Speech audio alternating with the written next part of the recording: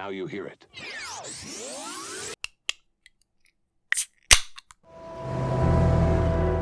When you're a child, you learn there are 3 dimensions: height, width, and depth, like a shoebox. Then later you hear there's a 4th dimension: time. From Seattle, we're Drinking the Movies. I'm Taylor Baker. And I'm Michael Clausen. Welcome back to Drinking the Movies. What are we drinking today? A raspberry tangerine wheat from Hellbent Brewing Company. Nice 4.5, 4.6%, something like that. Pretty tasty. How do you like it? Very much. It's got a little bit of a nutty aftertaste, and it's almost like a sour that's definitely a beer. It's right in that little sweet spot of stuff that I love, especially on a hot, beautiful sunny day like today. Feels like summer, 80 degrees. This is refreshing. Yes. Now let's just drink the rest of it and lean back and turn on the air conditioning that we have to turn off while we're recording and forget this. Listen to Sheryl Crow. That would be fitting. Because we're talking about Erin Brockovich today. Directed by Steven Soderbergh, our one and only film of the episode, digging a little deeper than usual. It's got a score from Thomas Newman. It's quite noticeable, and as far as his directing history, this is the last film that Steven Soderbergh ever made with a cinematographer that was not Peter Andrews, also known as Steven Soderbergh. So there's going to be quite a bit for us to dig in on, but first let's do a preview of A History of Violence, the next rescreening episode that we'll be doing now that we have official branding. Let's do it. Over the cap. They were gonna kill us. You saved our lives. Hello, my hero. Tom Stahl is a family man with long-standing ties to this community. Right now, this community is rallying behind him and calling him a hero. Way to go, Tommy. Great, more reporters. You look like reporters. You're the big hero. Really don't like to talk about it, sir. You sure took care of those 2 bad men, Joey. My name is Tom. Who's Joey? You tell me. Sarah? Sarah! My daughter, where is she? What's going on, Dad? They thought they knew me. Thought I was somebody else. Nothing to worry about, Mrs. Stahl. I've been watching over. I don't know what you want, and I don't really care. You should care about what I want, because what I want might change your life. Why don't you ask Tom and ask him how come he's so good at killing people?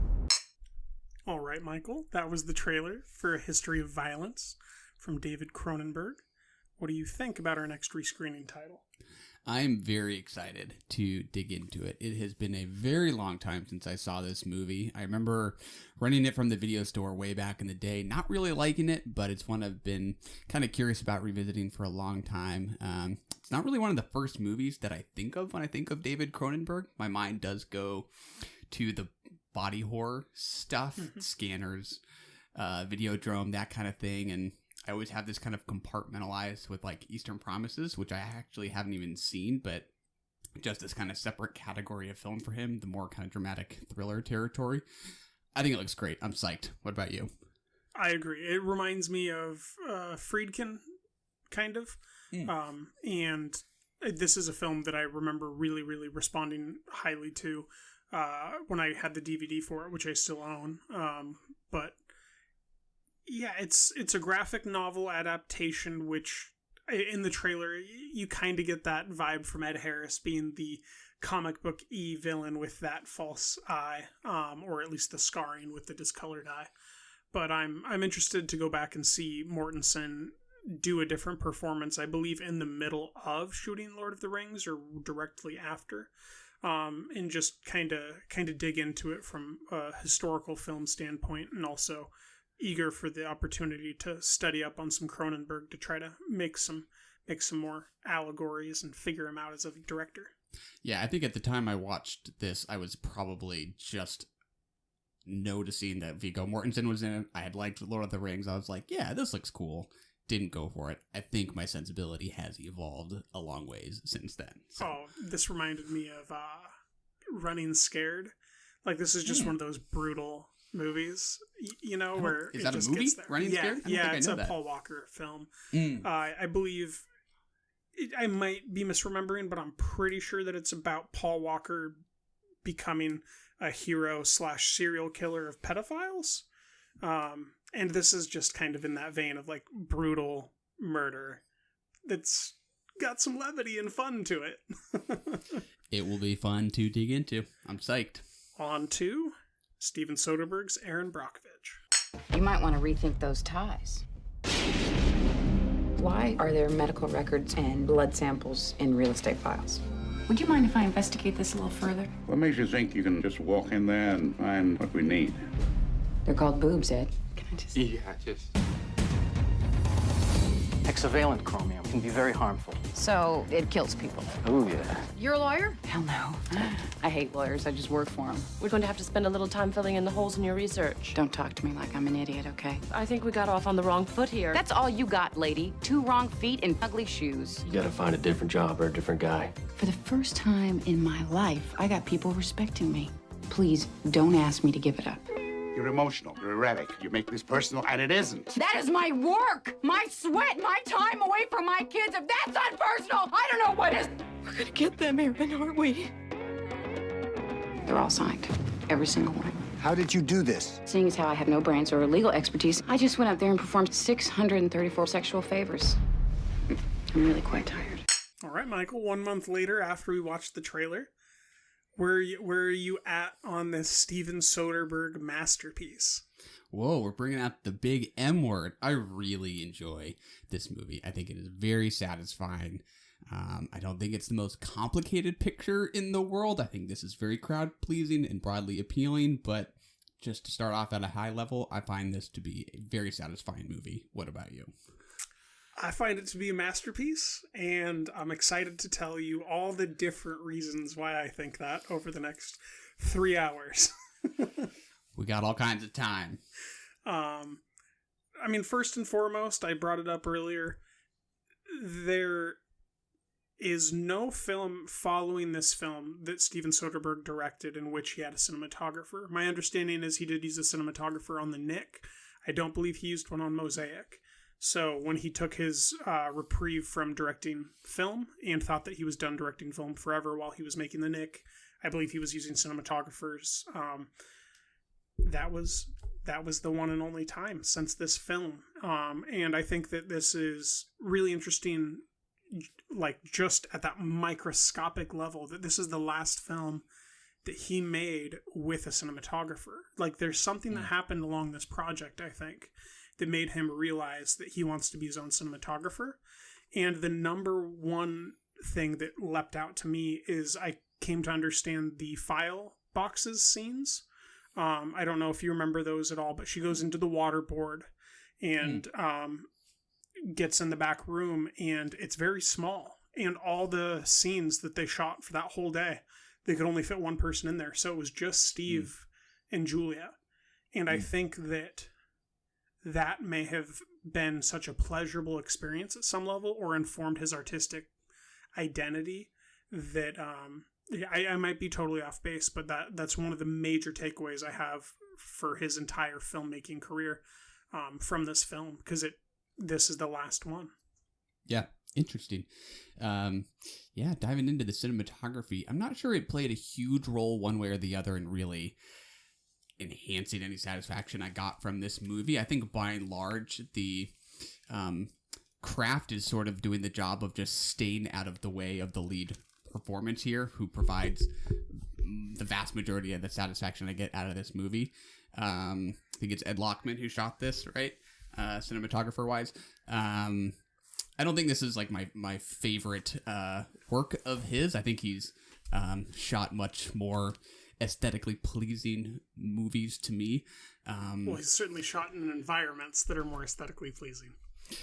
That's true, but to even compare this to something like Dark Waters, very similar for many narrative reasons. I think there is some really stunning cinematography there and aesthetics that really kind of enhance the storytelling and some of the ideas in a way that's very different from what I think Erin Brockovich is all about, which is sort of less about aesthetic pleasure and more about performance. So certainly no complaints about the cinematography. It just doesn't get in the way of its powerhouse lead. Yes, and when you bring up powerhouse lead, the next thing I have to say is Albert Finney. He is such a asset to the film. He is the only thing that you can imagine standing opposite of Julia, taking the barrage and being empathetic, but also still maintaining authority. That is such a difficult role, and I can only imagine the famed storyteller from Big Fish playing that role. Oh, I would not have made that connection. Yep. I completely would have forgotten about that. Yeah, I really like the performance. I like the character. I think it's a very endearing character. He's very non-threatening. It's sort of endearing just to watch him get worked up at times. Even though you know he's harmless, to see him get angry, you kind of know that there's not much that's going to come about from it. And there's something that's just very sort of sympathetic about that. And the rapport between them throughout the film and how that evolves into this kind of begrudging respect with real friendship, just subtly beneath the surface, I think is very persuasive and fun. It feels earned. And I think that part of the reason it feels earned is the scenes that are cut and the distance of time that we go. I mentioned earlier the original cut for Stephen of this film was 3 hours and 10 minutes, according to what he said, to 3 hours and 20 minutes. And then he cut essentially an hour, 10 minutes. And some of those scenes that he cut are entire storylines that would have really informed stuff. I'm sure you remember the coughing fit she has where she shows up to the office and something's happening with him having a conversation where they messed everything up, and Pamela, who's played by Cherry Jones, is now pulled out of the lawsuit and is telling everyone else to do so in the newspaper. That entire arc, I believe, was 20 minutes-ish, and she was sick from Hinckley herself and was in the hospital. And Stephen chose to cut that because it shifts focus from the real heroism and starts to make her into a victim, and he felt like that compromised the storytelling. But to me, having all that happen off screen and have her just end up sick and have the passage of time occur, that's one of those things that defines a Steven Soderbergh film, is that you don't see everything that's happening with these characters. They have lives outside of this, and he has a voyeuristic quality. And that's what, for me, makes his films feel real, even though they're heightened. Even though Ocean's 11 is definitely, not the most realistic thing. That heightened quality with the voyeuristic passage of time, I think, really works for his style of filmmaking. Yeah, it's interesting to hear how long it initially was, because while I think it's still over 2 hours. What is it, like 2:10, 2:15 or something like that? It still feels very concise and kind of lean, even at that runtime, which is still pretty lengthy. I think this film really moved. So, whatever he did decide to cut, it does feel like it came together into a pretty tight final product. Yeah, and I mean, how often can you say that a legal procedural film is tight at an over 2 hour runtime? Yeah, and for me, it's almost, what's satisfying is a little bit less about process, even though this is kind of an investigative drama, and it's more about character and kind of this secondary theme of people judging each other and stereotypes. It's not a subtle theme exactly, but I think by sort of digging into that, as it also tells this true story of what Erin Brockovich actually achieved, I think it sort of adds enough to it that it doesn't feel like your kind of cliche biopic plotting. This is just as much about how Erin Brockovich is constantly demanding respect and refusing to be judged, and what that feels like to have the will to resist that kind of judgment, I think, is just as persuasive as like what she actually achieves in terms of holding PG&E accountable. Yeah, all while being a mother, right? And being a well over full-time employee based on logged man hours. There's so much endearingness to the passive character as it's written, and then Julia brings such a life to it that's rough, but is completely convincing. It's wholly engrossing, I guess. It's hard to pick the correct words because although she's beautiful, she's very powerful, and there's a sense to this character that I can't think of another film, male or female, and kind of say that there's another film like this. Dark Waters is a film thematically very similar, content very similar, but the lead here is Julia Roberts, who's kind of just a whirlwind of action, and the world bends to her in a way that is just very pleasing to be the person watching.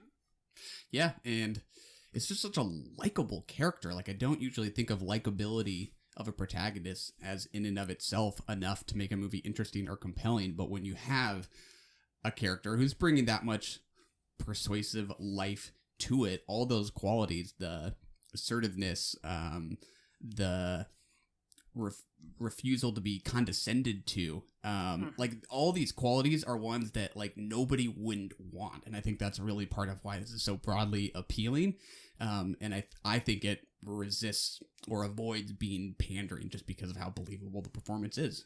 That's how you pull off likability, is you just have to sell it. She totally does. Yes. Yeah, I guess regarding Julia Roberts, I made this point briefly, and I'll maybe try to expound on it here or as the conversation goes on. I don't know yet. But Jennifer Lawrence, I believe, is the natural extension of the style that we see from Julia Roberts in this time period. We saw her do Pretty Woman. We saw her do Notting Hill. She's basically loud, rough, but polished.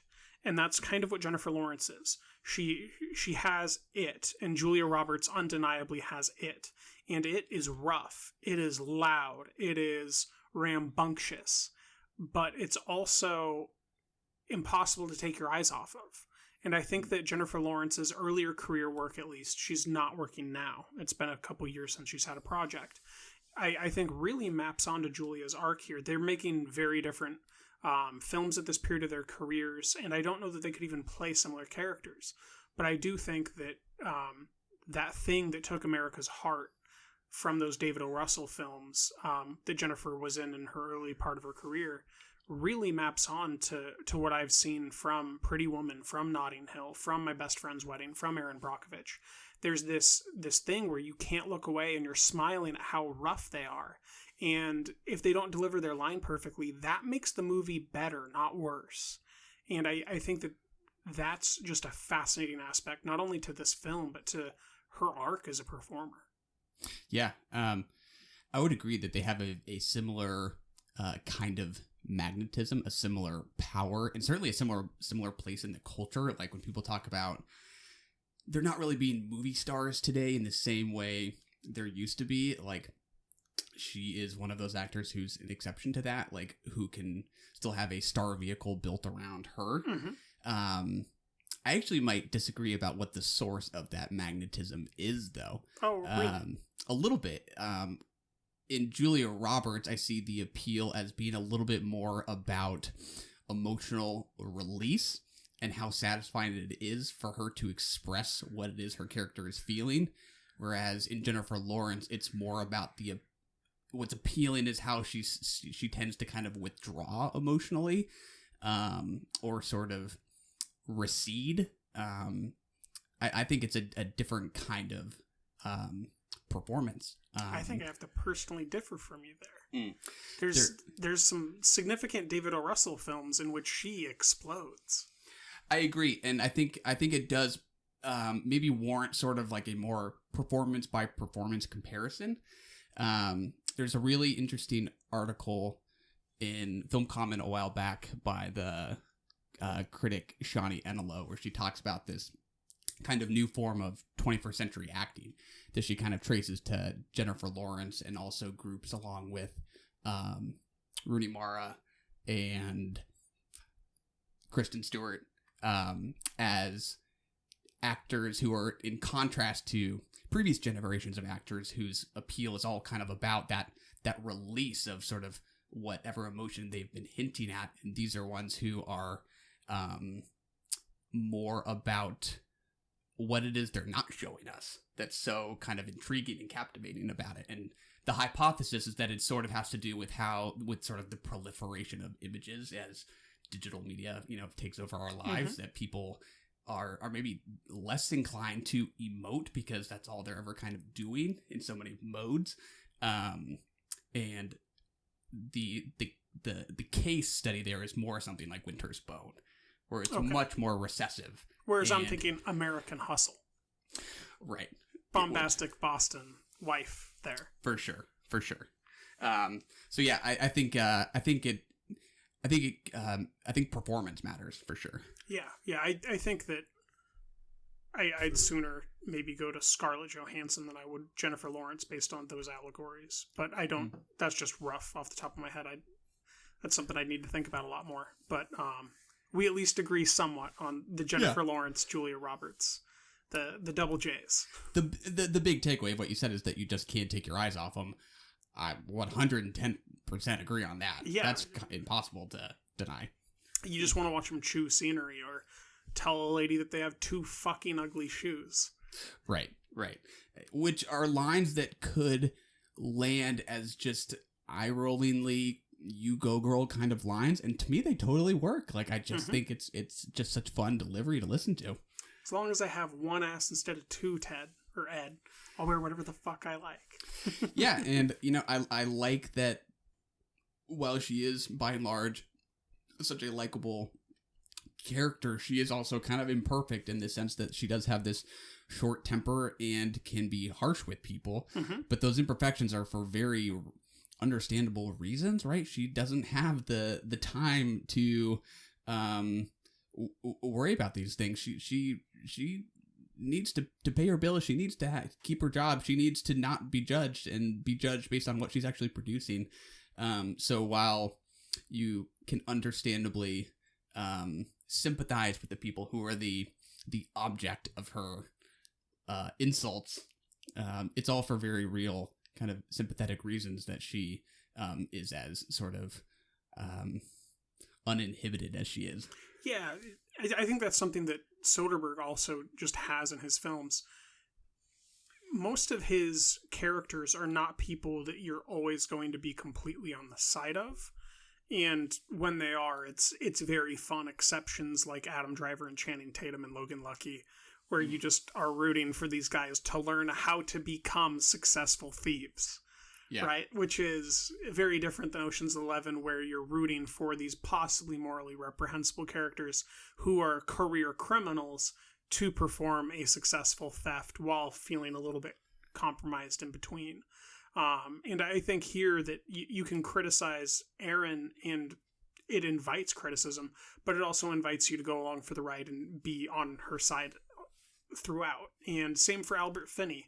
There's the scene where the car is honking as it drives past him, and they're clearly going very slow. That was another extended scene that was cut out, in which she started cursing him up and down because he was a terrible driver and he had to get out and switch seats with her.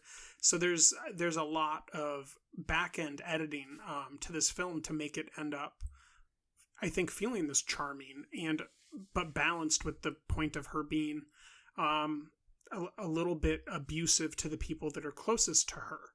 And I do wish there was a little bit more revelatory quality to the film in that. I wish that there was a scene with George and Albert, or with Aaron Eckhart and Albert Finney, both maybe sharing what it's like to be the punching bag of Aaron's words.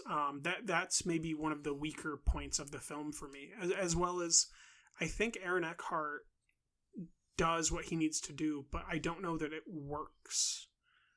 The more I watch it, the more that seems like it might be the weakest spot in the film. Although it is very fun in its moments, I think as a whole piece in the film, it might be weaker than the rest of it.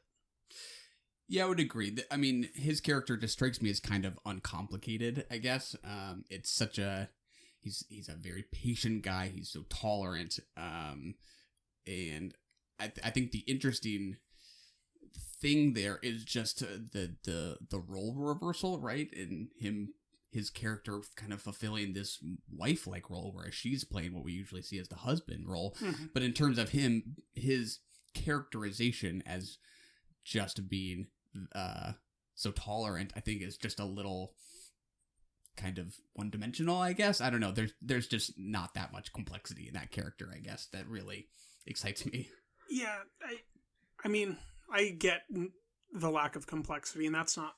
I mean, maybe that is what I'm seeing as weak, but there's something I can't really put my finger on, is there's just not enough for me to feel like there's a real tangible emotional arc, I guess.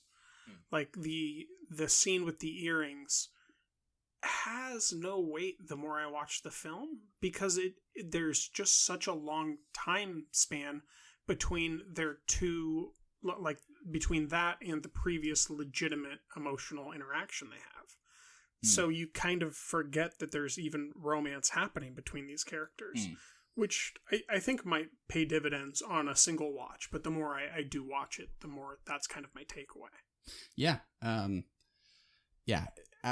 Rewatching this twice, that was certainly a thing that I ended up kind of wrestling with the most, even though I don't know where I ultimately came out on it, is just the extent to which it kind of asks us to sympathize with him for her kind of lack of gratitude towards him for doing what he does, which I think is understandable. But at the same time, it's almost kind of an interesting just subversion of roles, where it's like, welcome to the world of movie wives, man, right? Where the movies never ask husbands to express any gratitude towards their wives.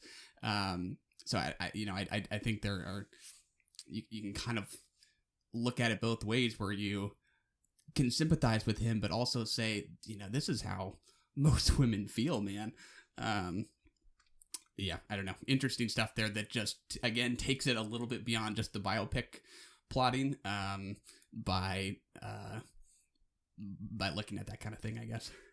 Yeah, that's interesting. I think that when I'm watching it, I'm not using the historical cinema viewing of it. I'm more interested in the significance of the grievance, kind of like nowadays when we do see that voiced from women characters as well in film. It's just like, what are the particulars of this, And then there's films like your favorite film, Hail Caesar, in which Alison Pill is just completely and totally content to be at home in the kitchen, and that's even more problematic because of the way it's presented. Yeah. So that's a good point. I take it in stride. I just don't know.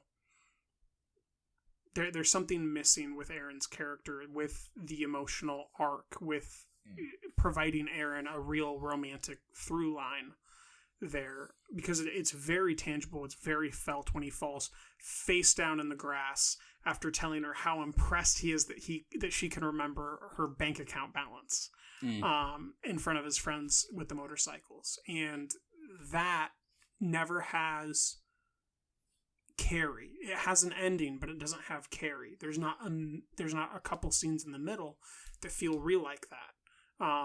Like there's the card scene, and then that's kind of it. And I do think that that's the significant weakness. Although I think that they're both very good. That's where my criticism for the screenplay, I think, comes in. What was your biggest weakness that you saw in the film? I don't know that I can point to anything that I really underlined as a problem, but I do think for me, especially watching this movie twice, I don't know that it's a movie that really rewards a second viewing, even though it's... You're right. Still, it reviews the 11th, or it is better. I think you got to go deeper than that. Oh yeah. I mean, I do think it is kind of what you see is what you get in filmmaking, but it's no less satisfying on a second go around. I do tend to value things that excite me aesthetically a little more than this does. And I think there is just kind of a straightforwardness to the storytelling, right? It's extremely comprehensible, which is also a good thing. You know, I can't help but, you know, always value the films that give me a little more to wrestle with or strike me as having beauty that this film just doesn't quite have to elevate it into greatness. It's just... You're saying it's a just manila satisfying. envelope with a $5,000 check and the keys to a blazer isn't morally complex for you? Could be. Yeah, so I don't know that I really can point to that much. I think it's problematic. It's more just kind of about what you value. I don't really care for one character, which is the female lawyer from the bigger law firm. Yeah. I don't know that we even get her name. Shoes. Yeah, I think for a movie that's otherwise really sympathetic to people being judged, both, you know, like that's the whole kind of story to Erin, is that people don't take her seriously. She has to prove herself, and then she does the same thing to Ed. She thinks he's a square who's never getting laid. I don't think remember the retort. I'm married. Great, hilarious retort. That one character just feels like a straw character for Erin to just blow over, which is still fun to watch, but she's just the frigid corporate stiff who has no chance on this movie at all. That felt a little too easy for Erin in that case. Contrived. I believe, based on my understanding, there are actually a significant amount of scenes that never made any of the cuts, involving her doing the logistics work with each of the characters. I think she even had an arc with Cherry Jones and stuff that's just completely removed from the film. Yeah, you could imagine a little more, because she feels mostly just in opposition to Erin rather than a character in and of itself. She's not really a big I kind of have that problem with a lot of the Office girls too, but that's because there's a bunch of Office stuff missing. Like, this is a film where there's a lot of other stuff I want to see, but I don't necessarily want it to be in the version of the film that exists for folks to watch, but I do want that version of the film for myself where I can watch the full story as shot by Soderbergh.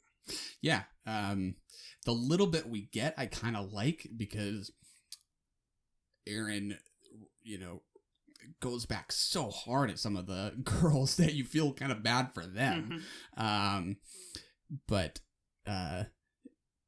there's the line Erin says about why she's not going out to lunch with all the other girls, and she said she's just not that kind of girl. I think that's just a nice example of how kind of lonely this can feel, to have to just have to put up with that kind of thing is very understandable. See, that's the thing about Soderbergh that I love, that there's scenes that have been cut out that have been cut out, and you end up having a takeaway just as quick that's even more profound than what the scene would have offered.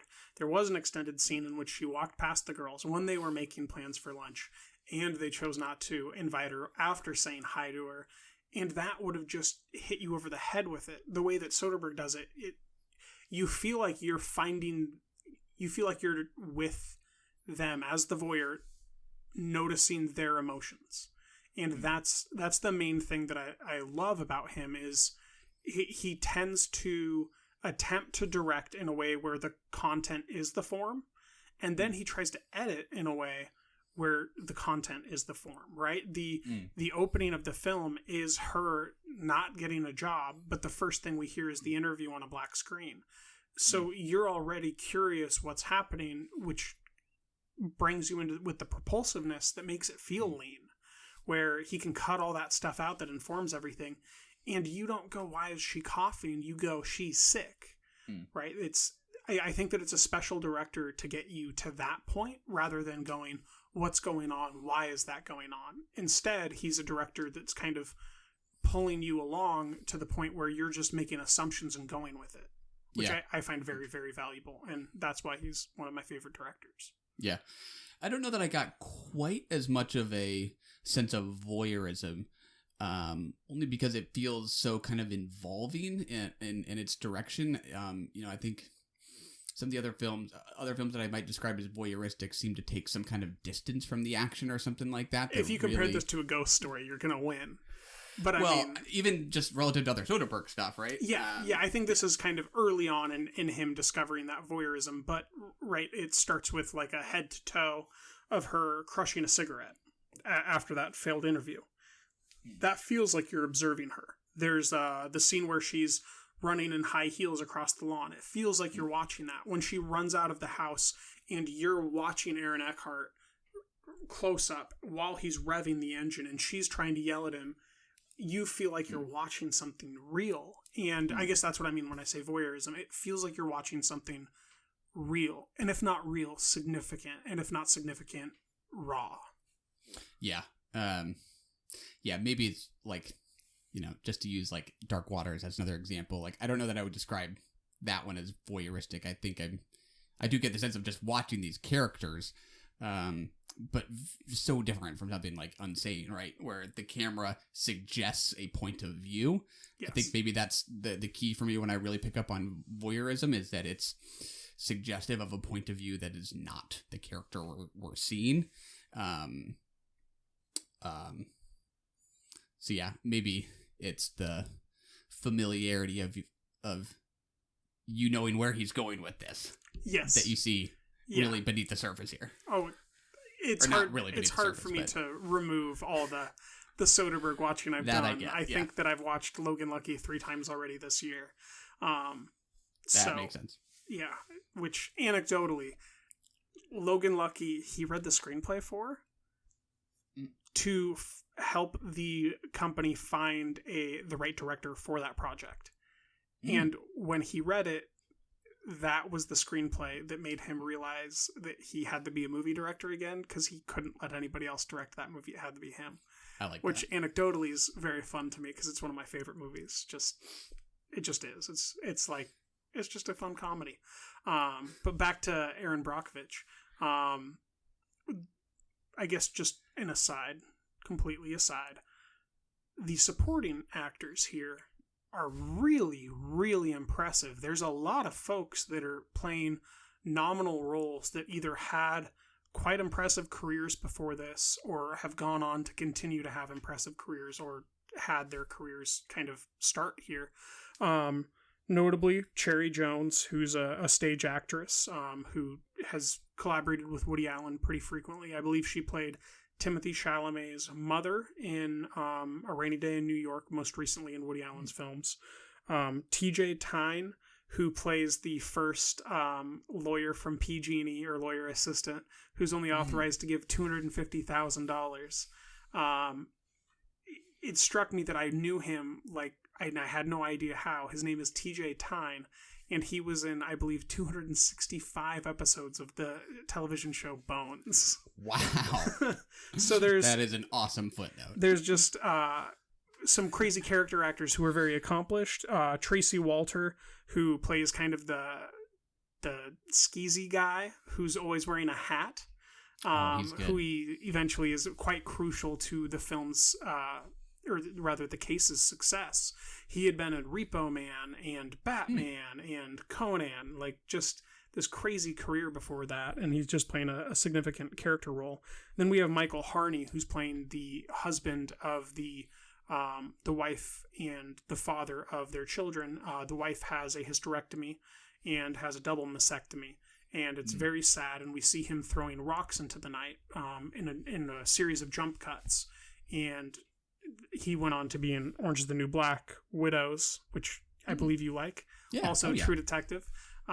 So that the meat here in the middle at the bottom, these character actors are really, really talented. And I think that might be something, as Soderbergh's career continues, he just has more and more talent surrounding him, which tells me that, he's someone that people want to work with.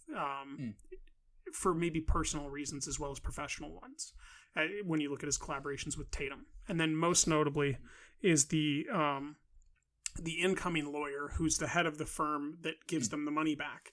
That fellow is Peter Coyote, and he narrates almost all of Ken Burns' documentaries. Oh, interesting. Yes. He's got a good voice. Yes, he does. Say again the name of the gentleman who has the hat, who we suspect. Tracy Walter. Tracy Walter. I did particularly like how that character is handled and sort of the misdirection the movie gives us, because he's certainly made out to be quite suspicious at first, right? Like, this is after Erin's received a threatening phone call that we see this guy periodically popping up, and we're not quite sure who he is. And to me, it only feeds back into this theme about jumping to conclusions about people. And it's for very real reasons that Erin might be a little nervous about this guy, especially as him coming off a little sketchy. But he ultimately proves to be of great use in a kind person. And I think, for much of this movie, we're watching Erin and Ed sort of move past their judgments of each other.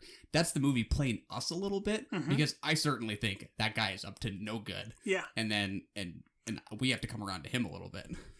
Yeah, it's an entire aside just for the viewer to feel what Erin would be feeling, or so that you could feel what it would be like to be a beautiful woman dressed like Erin's dressed, being ogled by this guy who doesn't seem to be someone who you would feel any sense of safety from the amount of ogling that he's doing.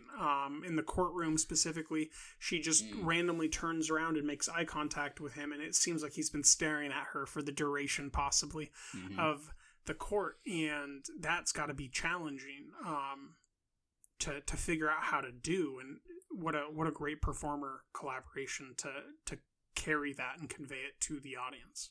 Yeah, and that he doesn't just turn around and become this just perfectly normal guy. Like, he remains eccentric throughout all of his scenes. So it's not a 180. It's just that the suspicion is kind of dismantled a little bit, and you see he's just more of an odd duck. Yeah. Who is interested in the same things she is ultimately, and happens to have some paperwork because it turns out he's not too good at his job. Very satisfying. Yeah. I guess to go back and pound on the dead horse that is voyeurism. One thing that I really like is the way that we see it become personal for Erin. She goes and she knocks on Cherry Jones's door, which is the no solicitor's door, behind the screen, and she has that conversation with Cherry, who says, she just doesn't want to go through it essentially again, and it's hard enough on their family. No. And then she goes to the family that has the daughter, who has cancer and is receiving chemotherapy, and she's calling her a lady killer and all that, or a boy killer rather. And we get this really slow, deliberate zoom in as she's beginning to process what this means for the community, and it becomes personal for her. And I think that the way that's shot from the other side of the screen door, so that you feel like you're watching that event happen, and then you're watching Erin have an emotional reaction. That's the beginnings of that voyeurism that I think Soderbergh's going to develop here throughout his career. And we'll talk about it more in a couple months with Side Effects. But I think that that's kind of one of the key things to understanding him as a director is he likes to present things as if you are a human watching humans, I think. Yeah, I do think it's interesting how this movie shows that it does become very personal for her, and she does get very involved in the cause and wants to do it just because it's the right thing to do, and it's important to stand up for people when they're getting taken advantage of. A line that stood out to me just to kind of add to her motivation to all this is when Aaron Eckert's character, George, I was almost forgetting his name, is getting ready to leave, and he asks a question. I don't remember what exactly the question is, but it's like, what are you getting out of this? And it's, you're expecting her to say, it's because I care about this, and she says it's because for the first time in my life, people respect me, which is just I don't know, that she chose to say that first doesn't like tarnish her character in any way to me. It's just, it's coupled with this fact that she not only wants to do the right thing, but that she values getting taken seriously, that people finally value her professionalism. Yeah. I think that is affecting as well, and the movie does a good job of doing both of those in parallel, showing that she cares and is also satisfied by having people recognize her value, I guess. Yeah, I don't even know that I'd say satisfied, but is quenched. Her satisfaction is quenched, Better word, yeah. She never gives me the idea that she's anywhere close to satisfied with how the ending is, with her knocking on another door. And starting that next round of PG&E lawsuits from a bigger community that I don't believe has been settled yet. Word. What do you think about the 90s soundtrack? I don't know that I have a super strong response to a lot of the music. I think the score is good. I think it's sort of it guides us through the story. I don't know that there's anything I love about the score itself, but it works. What about you? This is tough for me because I really like it, but it's hard for me to know how to express it. And it's like, it's a score that's propulsive, but it's a score that has no thrust. So it's not trying to push you along, but as you naturally progress, it is a rope that you don't notice pulling you there.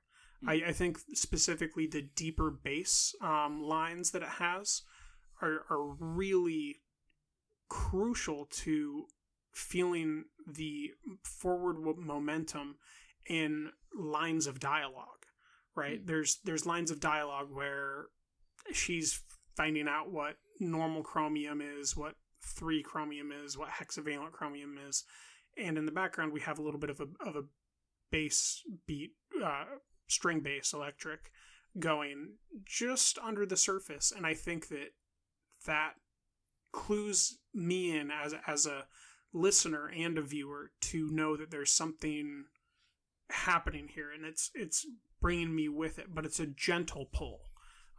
But it's certainly a pull, and I really responded to that. And then the Sheryl Crow choices, Soderbergh has said that he couldn't imagine choosing any other songs to express who Erin was, at least from a songwriting standpoint. Yeah, I would not disagree with any of that. I think it's maybe just not the score that I'm gonna really go on to remember, because it does feel sort of intended to appeal to a wide swath of taste. I don't think many people are going to say, God, I couldn't stand that score. Mm-hmm. I don't know that I got a ton of personality, except from the Sheryl Crow needle drop, which is, right, a kind of distinctly, I don't know, it that works. It just works. My understanding is there was going to be a lot more, but it was hard to get the rights. That's the problem. Not enough Sheryl Crow. Yeah.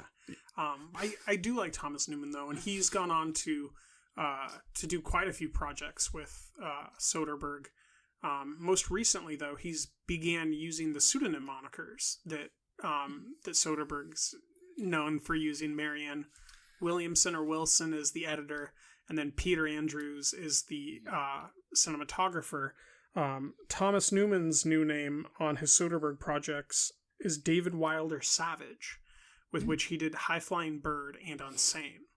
He's like, that sounds fun. I want to do that. Yeah, it's currently the topic of a lot of discussion, I guess, in the film community, where people think that he didn't like the work that he did on those 2 films, so he changed the name. But I personally think that they've had too long of a career as friends and collaborators. I think that he thinks it's fun to do work that isn't something you'd think of when you think of the Newman family under a different moniker or a pseudonym. Yeah. Yeah, isn't it Alan Smithy, the name directors will give to a film that they want to like disown? I think so. They're just making their own names up. Yeah. Love it. Yeah. I guess what is the purpose of this film for you? Is it the social justice? Is it the heroine? Is it just to feel good? Do you feel like this has a clean genre as a biopic? Because it certainly is a biopic, but which subgenre of that do you feel like it falls into?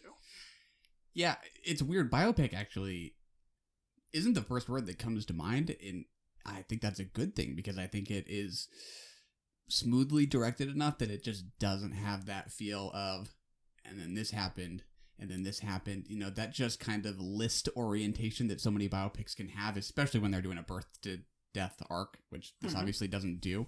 I think this has the feel of a very natural storytelling, so it's a compliment. I think the biopic isn't even like the first thing that jumps to my mind. I do think it's just strength of character that appeals to me most, and how lively that performance is by Julia Roberts. And I would describe it as a feel-good film, and I don't mean that in a insulting way at all. It feels great, or even in a stereotypical way, right? Yeah, it's a unique film that makes you feel good about something that shouldn't really feel good, right? Dark Waters isn't a feel-good movie. That is a feel-bad movie, 100%. This is a feel-good movie, mainly because it ends with the significant checks. Yes, absolutely. What about you? Yeah, to me, this is a drama, and then it's a biopic, and then I don't really know what to do. Feel goods, right? This is a film that I grew up with, so it's hard for me to get a clean read on it as far as what it would fall into as subgenres. I do think that it paved the way for like biopics about heroines, biopics about social justice, like Dark Waters, and that taking down larger structures that are oppressing people. But it is just a drama about one woman trying to do the right thing, to me, more than anything else. And I think that that's why I just keep coming back to it, because there's really not that many movies like this. As maybe funny as it sounds, I would say maybe Legally Blonde is one of the closest that I can think of that's similar, where it's just you feel good for this character as she navigates the workspace while being beautiful and maturing. You know, it's different because she doesn't have a family and stuff, but that's kind of the only film like this that I can think of. Yeah. Might also describe it as a whistleblower movie in a way. The part one. Yeah, or the quote unquote they knew drama. Which is kind of an interesting genre to me, because to me it's the kind that is usually, this isn't exclusive to this kind of movie, but it's a genre that I think is particularly successful when it has a star. I don't think our people are particularly interested in social justice whistleblower movies like this if you have a no name in the lead role, which is kind of ironic since it's about someone who is sort of feeling judged by the powers that be, and the appeal to the movie is that it is a star who reigns above all. I think there is something kind of funny about how whistleblower movies are most successful when they have someone who everybody knows, who everybody likes, and how hard it is to make a movie that really sells if it were a no-name actor. I don't think there's ever been a whistleblower movie that was as successful as this, though. Since this film. We at least didn't see it. Right? Like, Snowden was not successful. I saw it. I enjoyed it. I think it's a fantastic film. It did not go over well. Dark Waters, it's hard to make a case for why that was even released in theaters other than for our cinematic pleasure. Gosh, what's the other one? There's one that I'm forgetting for whatever reason, but it's just not something that seems to sell. And I think that that's part of the heart and the earnestness of this, is it's not just that. That's the thing. It's not just any of these things. You can't break it down. And I think that is Soderbergh's films to a great extent for me. To me, the Ocean's trilogy is definitely in the crime genre, but there's a lot more going on, especially in Ocean's 12, when all of a sudden Julia Roberts is Julia Roberts. and the experimentation that he starts doing when he's the cinematographer for those films, and how he throws, homages to Rafifi on their head and makes them his own, and uses the rich wallpaper of an elevator to change the tapestral feeling of the picture. There's so much to him as a director that I find this to be kind of a keystone to his career, in a lot of ways that I wish I could just watch the movie and narrate to you what I'm seeing, almost, because I see so much in it that informed his future. Yeah.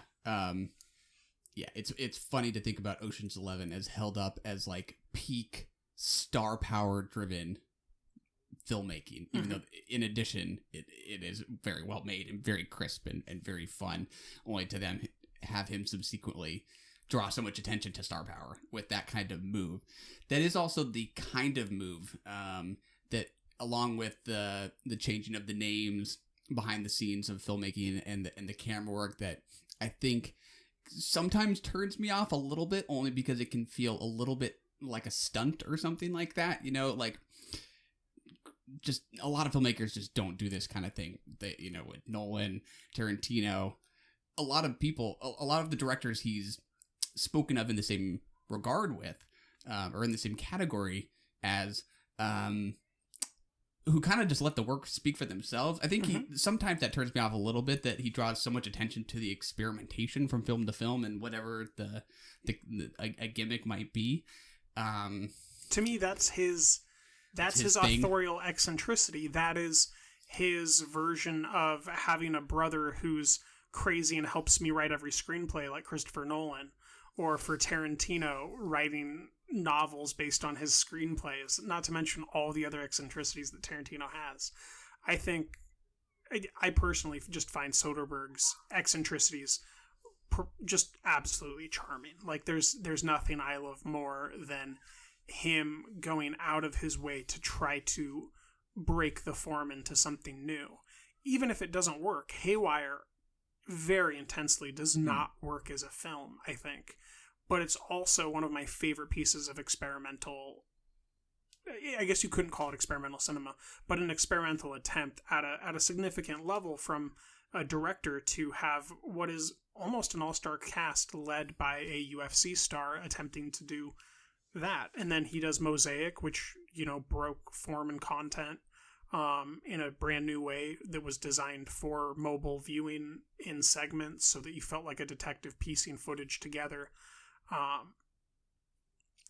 He's a director where form and content have never been more close together, I think. And you don't have to do that, but the way that he does do that, and with such sincerity, I love it. It certainly makes him less predictable to me. I know it.